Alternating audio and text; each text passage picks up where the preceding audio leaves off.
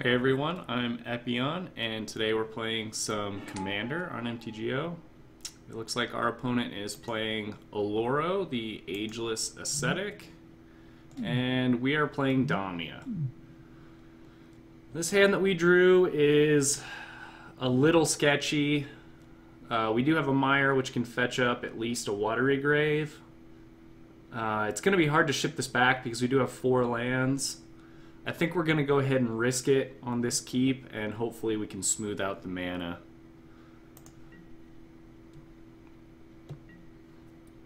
Oloro's ability is already gaining our opponent a little bit of life. We'll see if this is a deck that ends up using it to its full advantage. Our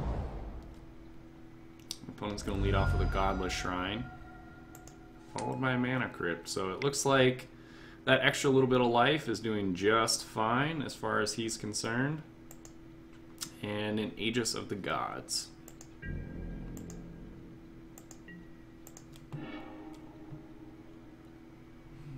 Alright, so I think what we're going to do here is we're going to run out this Bloodstained Mire.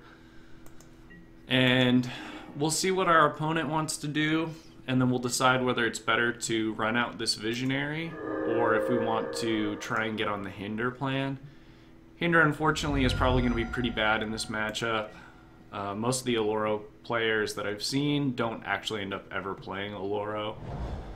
So, Hinder ends up being pretty dead.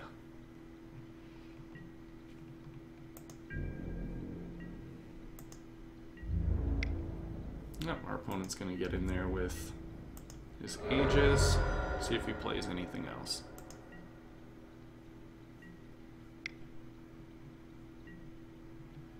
An Oblivion Stone. Well, that's fine. We don't really have anything that we're too worried about getting O-Stone. Go ahead and sack this Mire. This next turn, we're going to go ahead and get the Visionary out. I think that's going to be our best line. We don't want to pay 2 life for this, no. Because if nothing else, it holds off this Aegis in the meantime. Was actually a pretty good draw for us, getting a blue land, so we didn't end up getting punished fetching something that could get green. And just as I say that, we get another blue land, so that's not too bad for us. We're going to go ahead and yield to this Oloro ability. Doesn't seem like we're going to have a whole lot to do in response to that ability.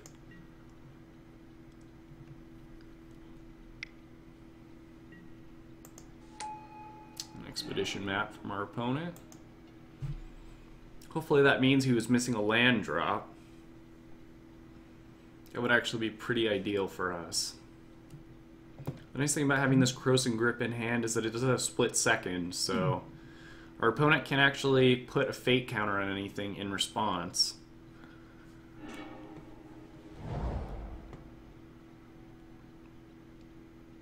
An Arcane Sanctum. So it looks like he's probably smoothing out the mana a little bit. We'll see if he offers up a trade. He didn't. And what's our draw for this turn? A Ley Line. I think what we're going to want to do is go ahead and run out a Swamp. And we'll go ahead and grip this Oblivion Stone because we don't want any fate counters to get put on. And we'll go ahead and keep this Visionary back on defense.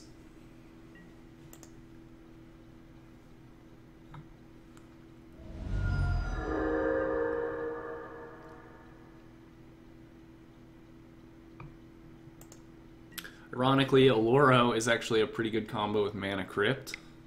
The incremental life gain helps negate the incremental life loss from Mana Crypt. Let's see what our opponent has for us here. Underworld Connections. I'm not sure why you play that on the Godless Shrine. It seems like a basic is probably just a better choice. Guess he decided he doesn't want the card this turn. Alright, so we're going to go ahead and play our Solemn here. I don't see a reason not to try and ramp a little bit and also fetch up a blue source.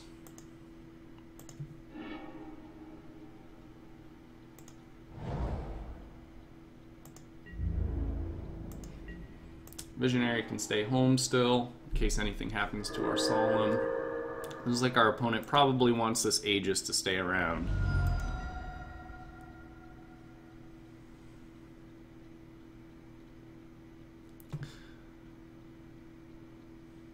These are some pretty unique cards that just came out in the Theros block. Unfortunately, they do have a lot of disadvantages. The 1 toughness is pretty bad, and also having the enchantment archetype added onto creature means that things like Krosan Grip and Naturalize can hit your creature as well.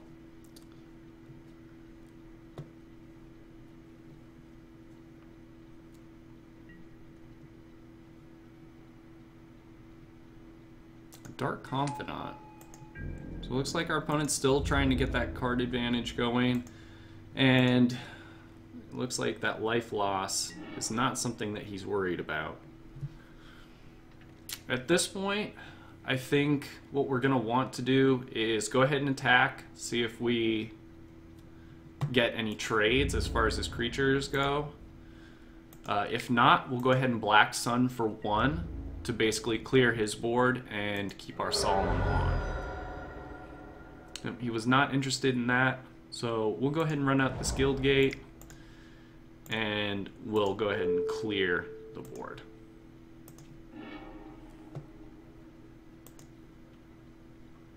Definitely think keeping our opponent off of those extra cards and getting rid of that hexproof ability is going to be relevant in the long run. And still being able to keep around a creature that can attack and block for us is definitely relevant as well.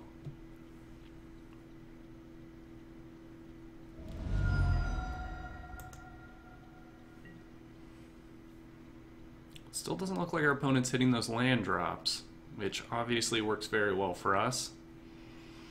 At this point, we're at 6 mana. I think on this next turn, we're going to want to try and get this ley line out so that we can flash in Damia at the end of our opponent's turn.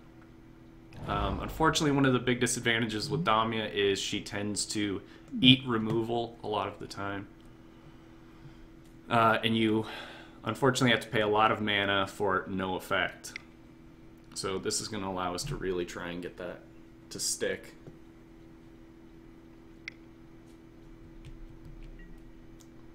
Venser's Journal, so more life gain.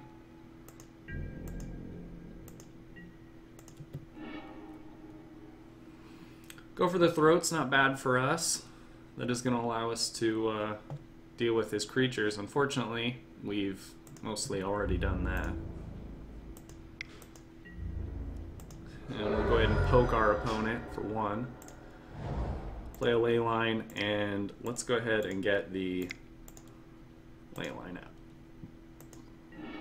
It's good to know that our opponent is tapping out and F6ing a lot of the time.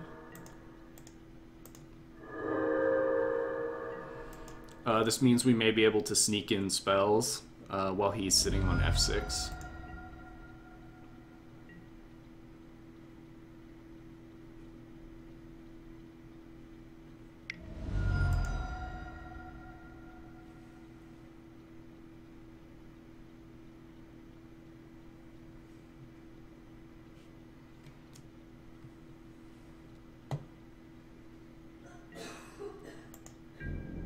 Just drawing a card, and it looks like he's sending it back. So our opponent may be also playing a control deck here. I think what we're going to do is run out this Reliquary Tower. Unfortunately, that does sort of shut off the Recycle combo that I have in my deck. But we do want to keep hitting the land drops, and with this in play, that means we can Ponder and also Damia on our opponent's end step. So if he taps out for something big here, we have the ability to hinder it. We also have the ability to Ponder and get Damia into play.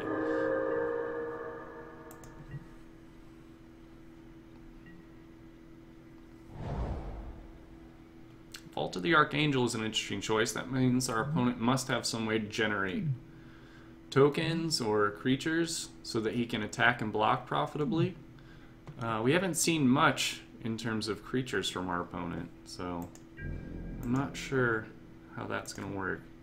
So we're at end step. We'll go ahead and try and slam Damia here. And we'll see if our opponent lets us get away with that. Doesn't look like he F6, so probably a counterspell here. Yep, that's fine. We'll go ahead and send her to the command zone.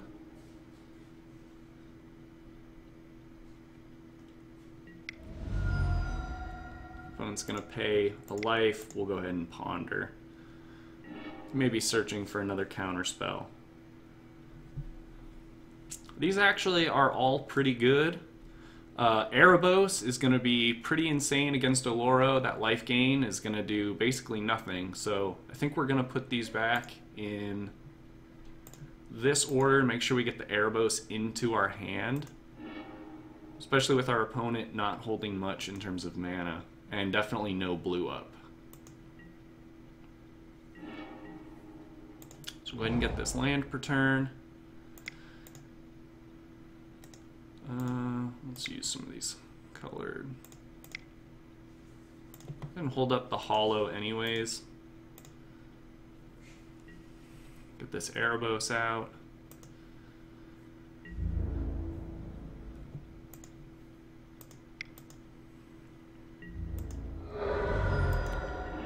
We'll see if our opponent has a response to Erebos. If he doesn't have one soon, this incremental life loss, especially between Underworld Connections and Mana Crypt, is going to be pretty severe.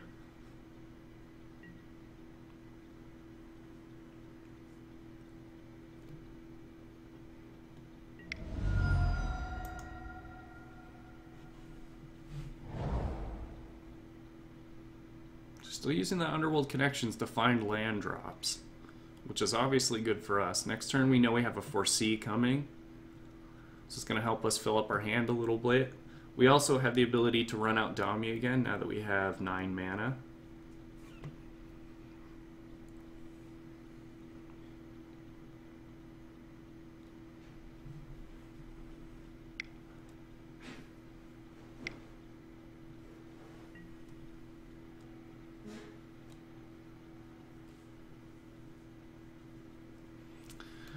Skybind.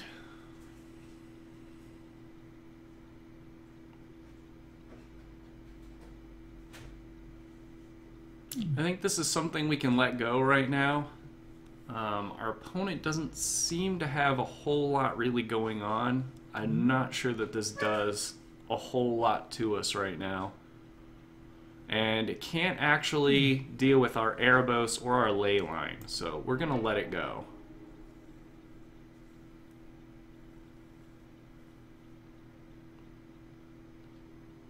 And he can by all means use this on our Solemn. That wouldn't hurt my feelings in the slightest degree. So he's going to use it to untap his land. Get a blue source up.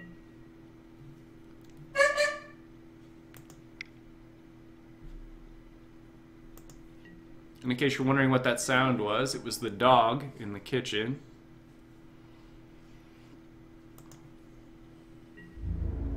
So go ahead and get in there with Solemn.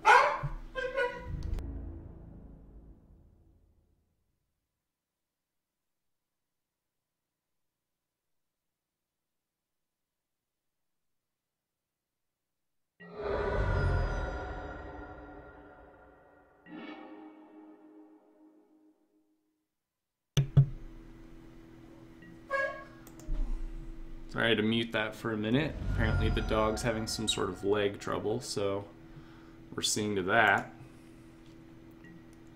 We drew our Foresee. With Leyline out, we're going to go ahead and hold this until end of turn.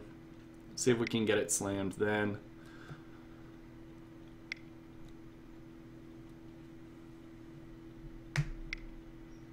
Let's see what our opponent has here. Another enchantment. Sphere of Safety doesn't really affect me all that much. We have ways to combo out without attacking, so that's fine, resolving as well. He can use that to untap another land if he wants.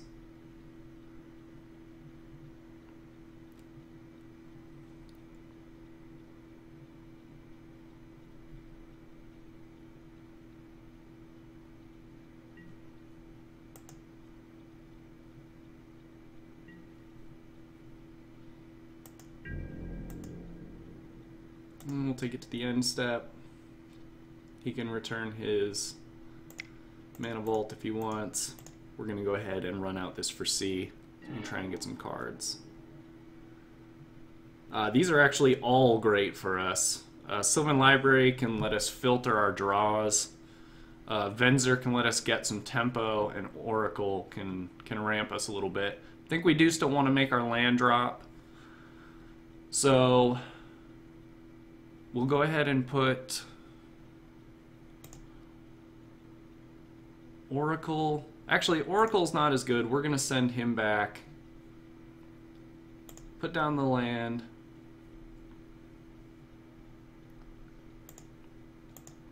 Put down the library and Venser. We'll go ahead and put a stop on our upkeep so we can flash in library prior to our draw step.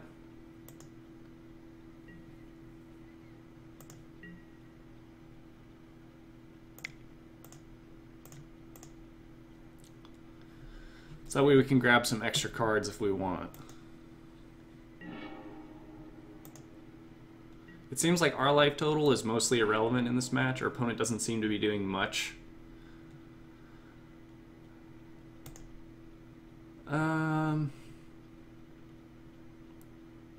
Put this on top. And we'll just go ahead and keep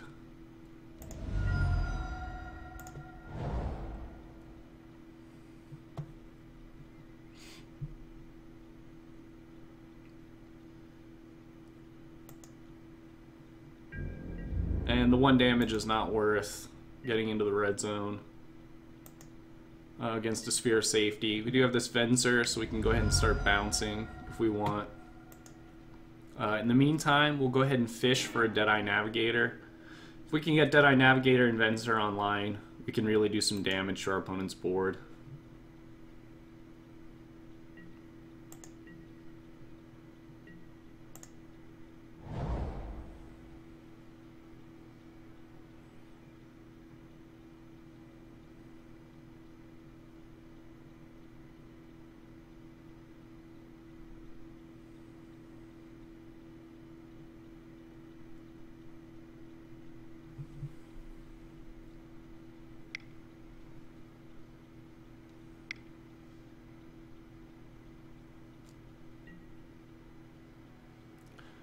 Phyrexian Arena is fine.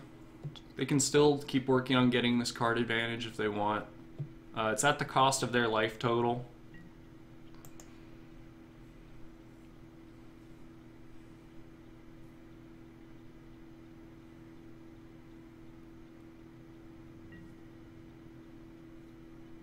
The nice thing about holding this Venser as well is we do have an ability to return our Reliquary Tower to our hand in case we do get Null Profusion or Recycle, so that we can timestamp and get our no maximum hand size.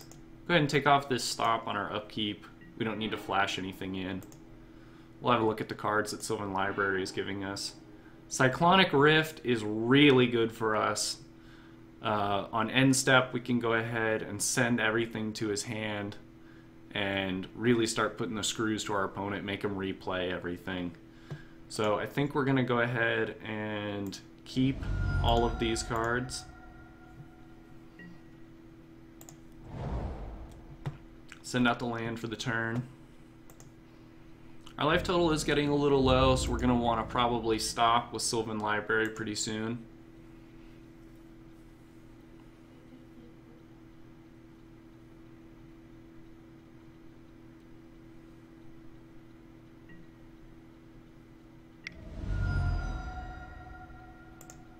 Opponent's going to draw a card on our end step. So these things are all fine. The incremental life loss is still taking its toll on our opponent.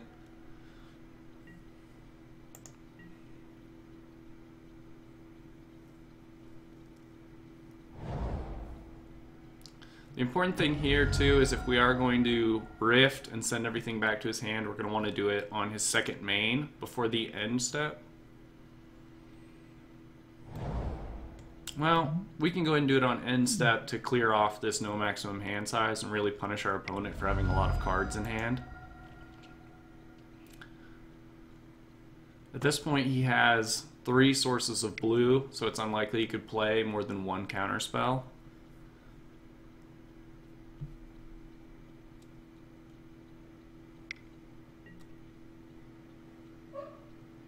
No Mercy is also just fine.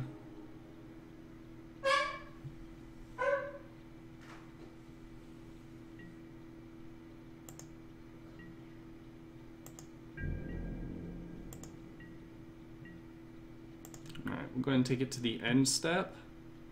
We'll let him return this. And we'll go ahead and try and run this Rift out.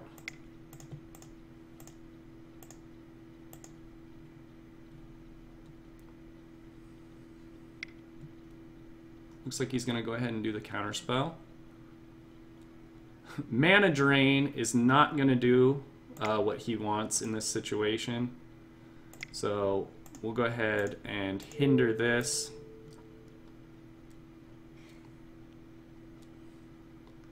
So if our opponent has a backup counterspell, we don't want this card on top of our opponent's library. And we'll send everything back to his hand. That worked out just the way we wanted. He's going to now have to clean up a lot of cards.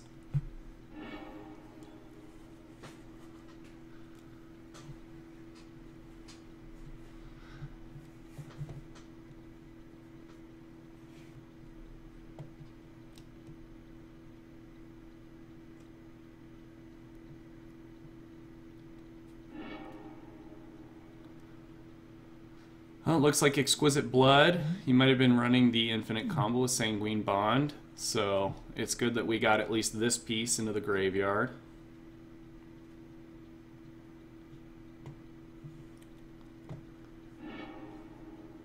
Seems like our opponent's starting to get rid of some of the cards in his hand that gain him life. Doesn't seem like he has an efficient way to deal with Erebos. He also got rid of Spear of Safety, and there's Sanguine Bond, so it looks like he wasn't willing to land the infinite combo yet. I think he was concerned about a counterspell before he landed one of these pieces. So it's good that we got these out of the hand, at least. However, it is a bit concerning that these were what hit the bin instead of what's in his hand.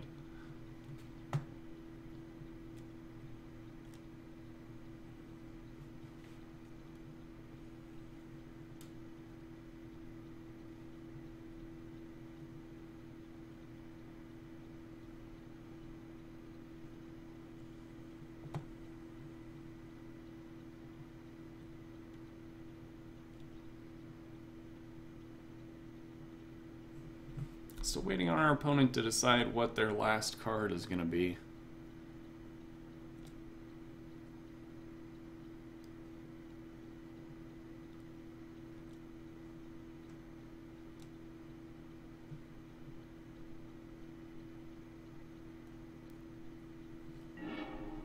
And the Arena. So I don't think he wants any more of the card advantage cards that he had. Go ahead and use... Golgari Charm is actually great for us. It allows us a way to deal with one of his enchantments whenever those land. I think what we're going to do this turn is we're going to put back 2 cards.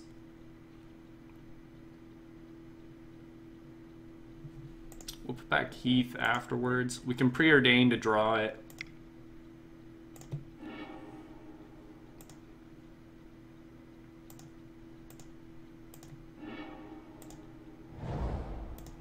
Go ahead and crack this Heath, shuffle our library, and grab our breeding pool. Don't want to pay for that. Life is getting to be a bit of an issue. Go ahead and send in Solemn.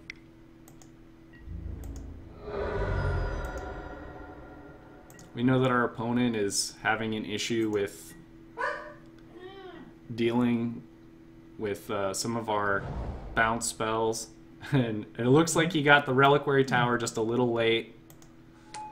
That's unfortunate for him, but it is good for us.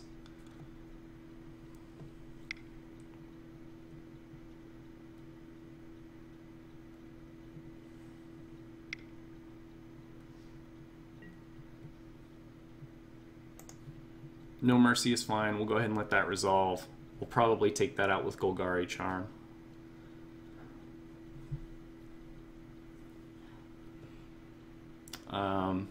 One thing to note, though, is that if we do run out our Golgari Charm, we aren't going to have enough to get Damia back into play.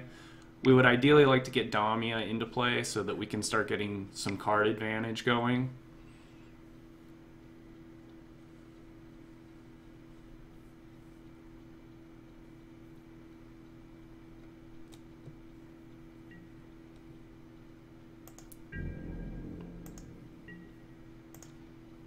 He's going to send it to the end step. We're going to go ahead and try and run out Damia again. She does get countered. It's not the worst thing for us.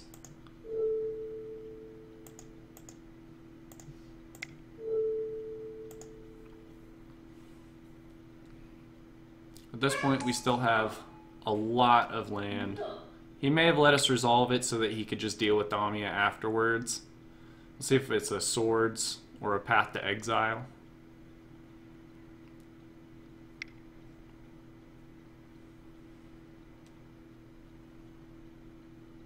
He might be doing an Oblation to try and shuffle Damia back in.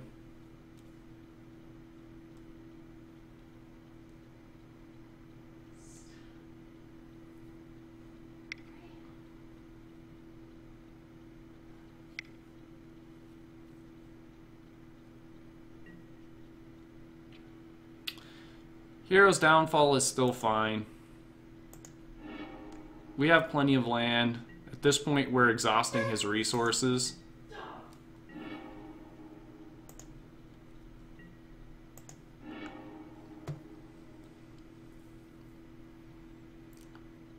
If we go ahead and keep Oracle of Moldiah, we can actually put both of these lands on top. We'll want to keep Polluted Delta on top so that we can use it to fetch.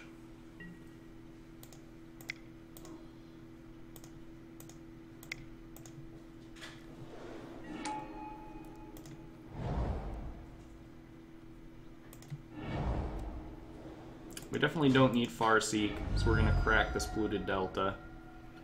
We'll pull out our Watery Grave, and we don't want to pay 2 life for that.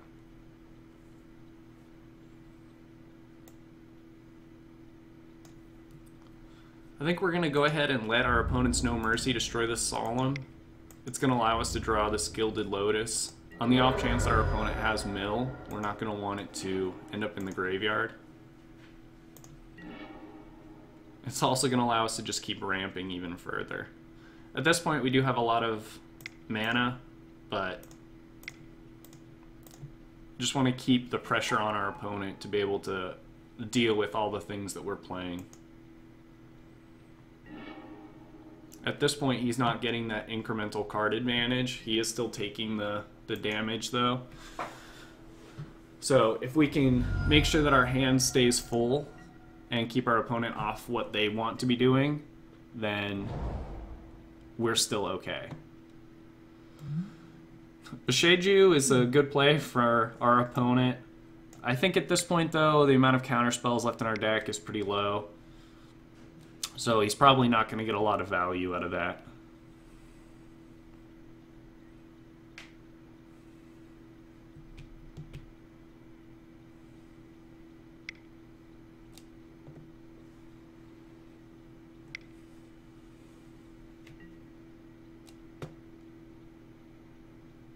We still don't really care about this Skybind. If he wants to be untapping lands or, you know, changing this Mana Crypt, that's still fine with us.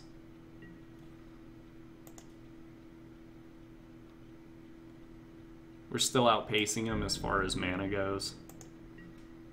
And he's now down to 3 cards in hand. This is still fine. I think what we're going to do is try and get out this Hythonia the Cruel.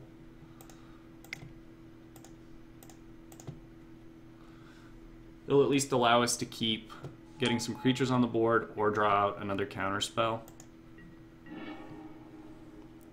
And increasing ambition is great for us. That allows us to start pulling out some combo pieces.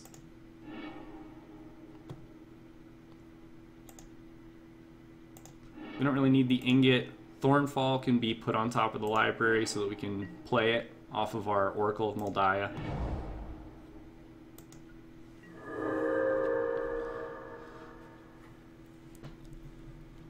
I think on our opponent's end step, we may just want to go ahead and send out this Increasing Ambition.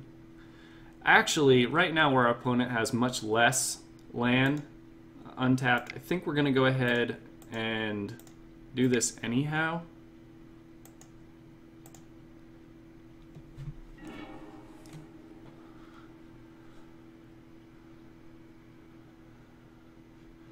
At this point, it seems like Acidic Slime may actually just be the worst thing for our opponent.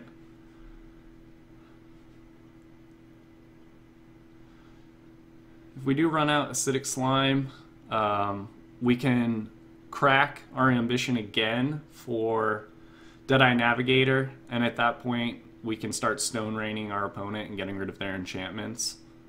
So I think this is going to be the right play for us right now.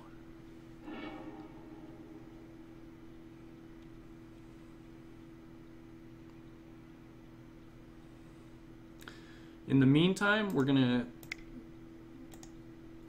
go ahead and destroy this No Mercy so we can start getting in for some damage without losing our creatures. It's going to force our opponent to deal with what we're playing.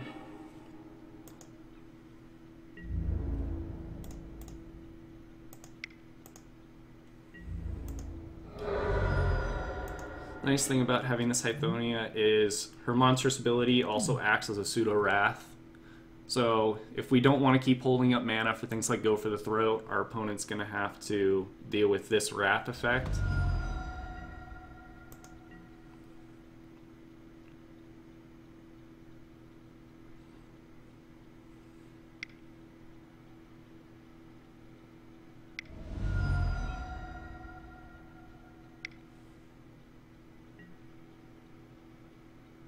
Day of Judgment is perfect. It's a 1-for-2 and a creature that we are willing to get rid of. It also does clear the way for our slime. So I think what we'll do here is we'll do our Increasing Ambition first.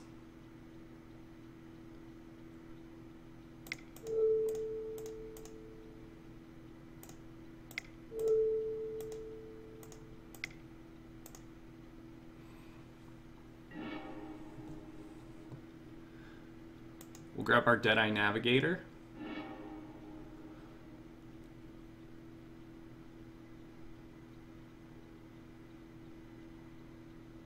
It's also probably going to be a good idea to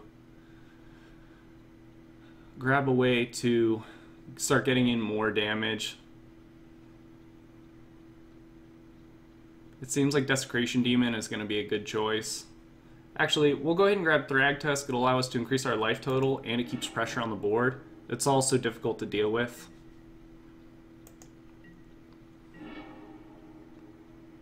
It's another piece of removal. We don't necessarily need more removal at this point. Arcanus is good, but at this point our hand is full. We'll put him back, and we'll put back this Ultimate Price. Go for the Throat is probably just going to be better for us at this point.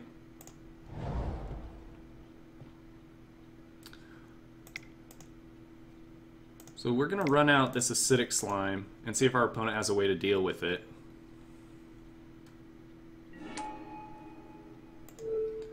And I think it's time to start getting rid of some of these blue sources that our opponent controls. We do want to make sure that we keep them off counterspell mana, and we also want to start getting rid of a lot of these dual lands where he's getting incremental advantage. We're definitely not going to tap the Hollow. We'd like to have the ability to regenerate if necessary. I'm going to make sure we leave up as many blue sources as possible too for this Deadeye Navigator.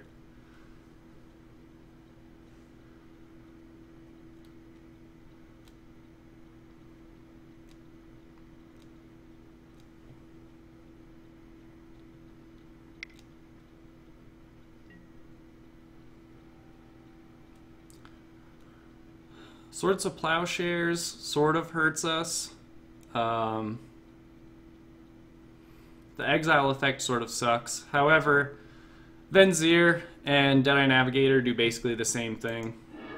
So we'll let that resolve. He can do that if he wants.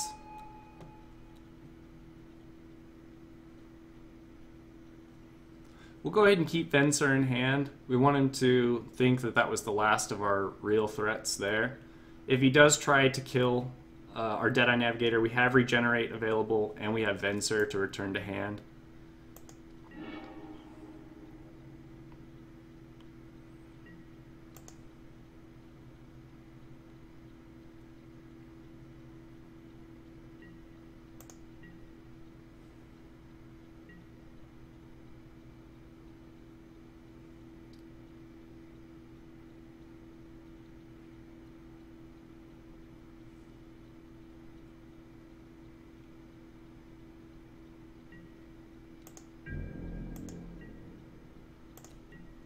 Alright, and on the end step, we'll go ahead and try and run out this Thragtusk. Unfortunately, it does look like we're not going to be able to keep up Venser as a counterspell. Thragtusk resolves. We're going to gain the life. We'll see if he lets us Soul Bond. He did. We'll go ahead and bounce Thragtusk once. This is going to allow us to start getting some more creatures.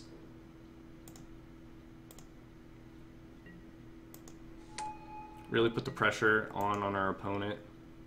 We do want to use the ability. We'll still pair it with...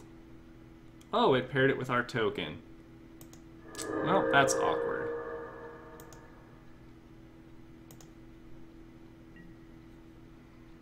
Well, that was an unfortunate misplay. I'm not sure that our opponent can come back. We'll see if he has tricks up his sleeve for combat.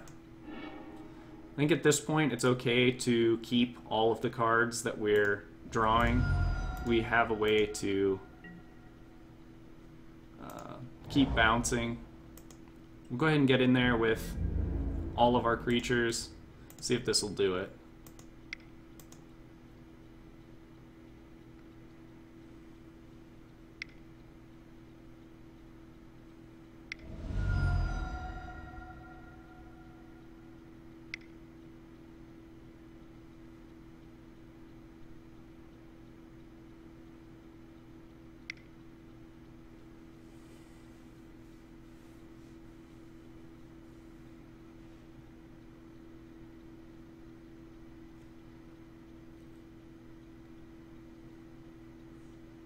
We'll see what our opponent's playing here. Cyclonic Rift isn't going to do it. It can't be countered. Unfortunately, Venser doesn't actually counter.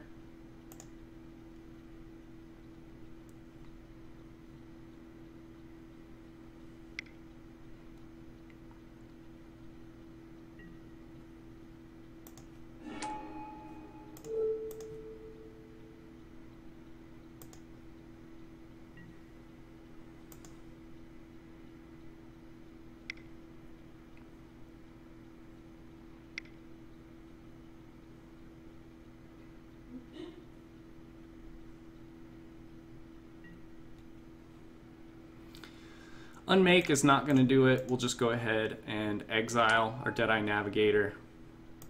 And we'll let the Soul Bond go on there.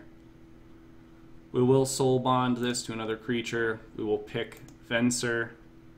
At this point, we basically have the ability to counter anything that gets played.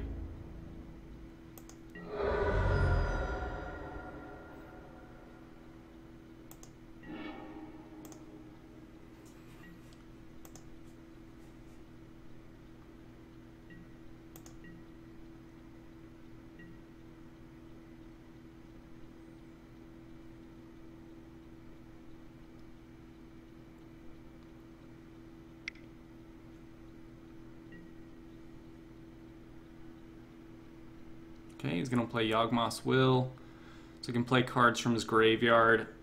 I think we're going to go ahead and prevent that from happening.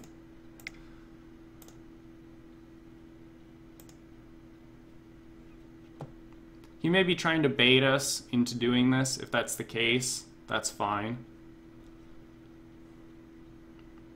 At this point, he's down to 3 life, which means that Mana Crypt is lethal if he gets a bad flip. We also have more than 3 power on the board.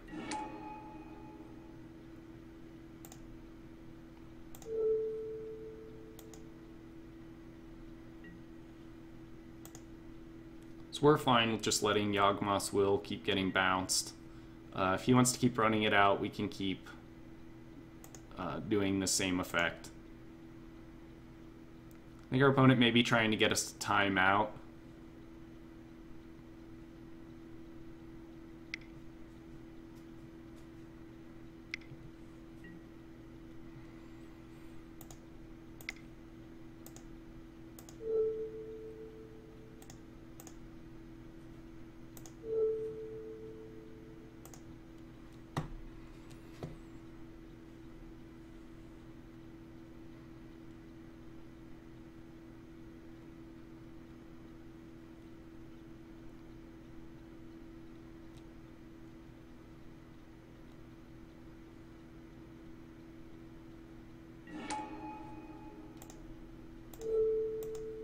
So go ahead and send this back to his hand again.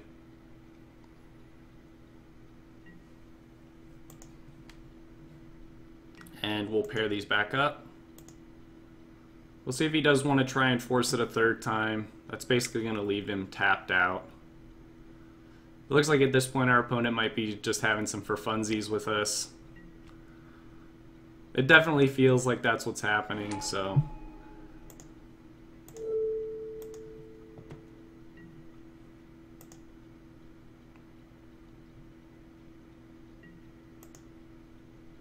We'll still go ahead and pair up. 2 mana left. Looks like he's going to go ahead and pass the turn.